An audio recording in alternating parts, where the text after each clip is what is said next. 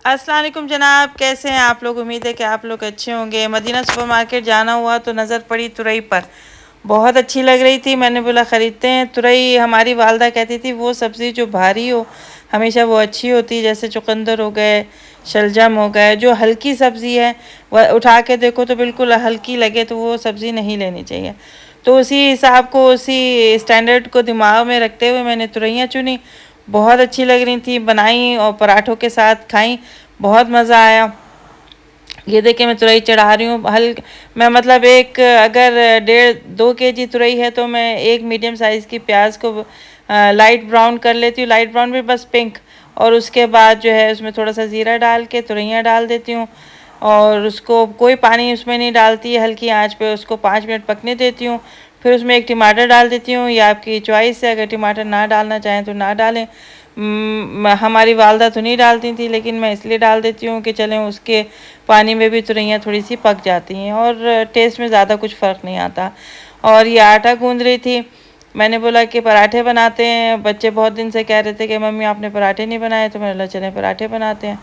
तुरैयाँ भी बहुत ज़्यादा मज़े की बनी थी। दूसरे चूल्हे पे मैंने अंडा भी बना लिया था। मतलब ये लंच वगैरह के साथ ही समझें कि ये ब्रेकफास्ट हो रहा था हमारा। चाय भी बना ली थी साथ में ही, ठीक है। और चाय पहले तो बहुत ज़्यादा बनती थी, अब बिल्कुल कम बनती है। मतलब 1 1.5 2 कप बहुत ज़्यादा हो गए तो बन जाते हैं। तुरई अपने ही पानी में गल गई थी, उसको मैंने भून लिया था। बहुत मज़े की बनी थी और मेरे मियाँ अपने बड़े भाई साहब के लिए भी ले गए थे, उन्हें भी सब्ज़ी बहुत पसंद है।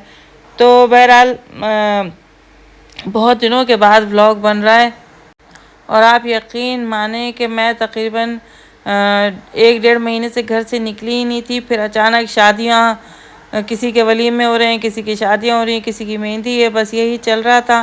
और शाम को हम लोग चले गए थे जेस्को सुपरमार्केट। वहाँ से घर में जो कुछ भी राशन मोहम्मद के इम्तिहानों की वजह से और शादियाँ वादियाँ भुगताने की वजह से ख़त्म हो गया, तो मैंने थोड़ा सा जेस्को सुपरमार्केट चली गई थी, वहाँ से ले लिया।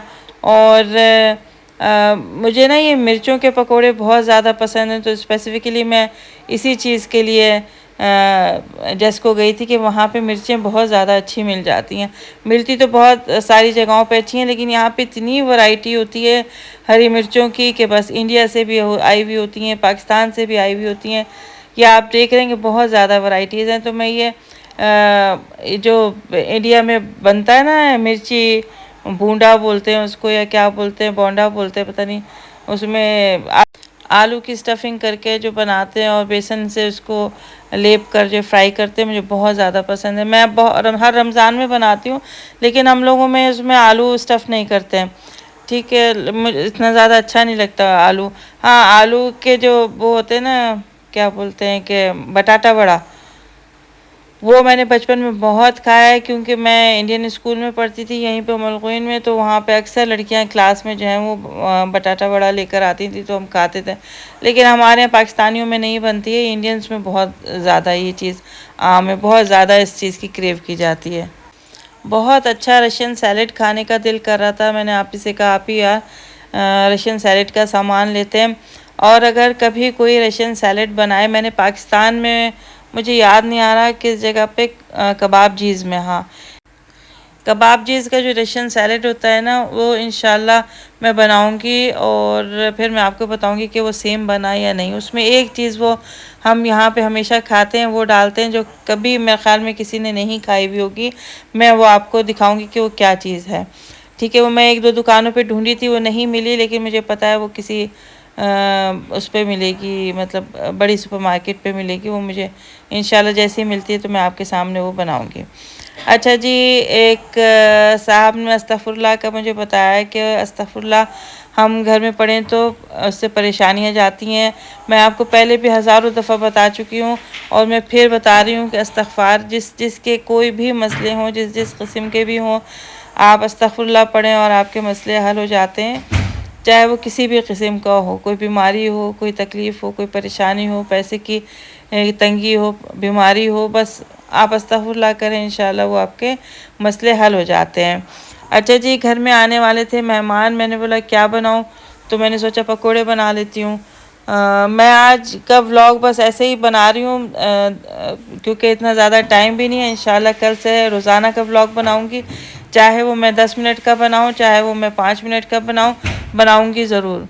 बहरहाल हम लोग सिटी सेंटर गए तो मेरे मियाँ ने कहा कि तुम्हें पसंद है तो मैं तुम्हें दिला देता हूँ। मैंने बोला ठीक है दिला दे। मैंने उसी वक्त लिया, उसी वक्त बच्चे को भी खिलाया, ख़ुद भी खाया और मुझे ये चीज़ बहुत पसंद है। चाइनीज़ चीज़ केक होता है, अल्लाह जाने क्या है ये, लेकिन बहुत मज़े का होता है। आप चाय बनाएं और ये खाएं, बहुत ज़बरदस्त है। अच्छा जी, सिटी सेंटर के ये ऊपर का इन्होंने डिज़ाइनिंग की हुई थी, डेकोरेशन की हुई थी, बहुत अच्छी थी। मेरे ख्याल में हैप्पी न्यू ईयर की थी, किस चीज़ की थी जी। और मियाँ ले गए थे हम सबको शॉपिंग कराने के लिए कि तुम लोगों को जो चीज़ें चाहिए वो ले लो, मोहम्मद के लिए भी और सबके लिए। बहरहाल हमने वहाँ से कुछ भी नहीं लिया सिवाय मोहम्मद के मेरे ख्याल में कपड़ों के, और आप ही जितना ऑक्टोपस की तरह हाथ पैर मार सकती थी वहाँ मारी उसने। नेल पॉलिशेस और टॉप्स वगैरह जो भी उसने लेने थे। फिर बहरहाल घर वापस आए तो मेहमानों का आने का टाइम था। मैंने जल्दी जल्दी पकोड़े बनाए, आगे बन रहे हैं, आप देखिएगा। आप ही ने जो है वो मायनीज़ की चिकन मायनीज़ की सैंडविच बनाई, वो भी बहुत अच्छी थी, लेकिन उसने अपना वो जो क्या बोलते हैं उसको, ठप्पा जो स्टैंप लगाती है, उसने वो लगाई और तवे पे एक साइड पे वो जल गई और एक साइड से वो सही थी। जो जल गया था पार्ट वो उसने उसे छुरी से खुरचा, लेकिन कोई फ़र्क नहीं पड़ा था, लेकिन अच्छे टेस्ट में बहुत ज़्यादा अच्छे थे। बहुत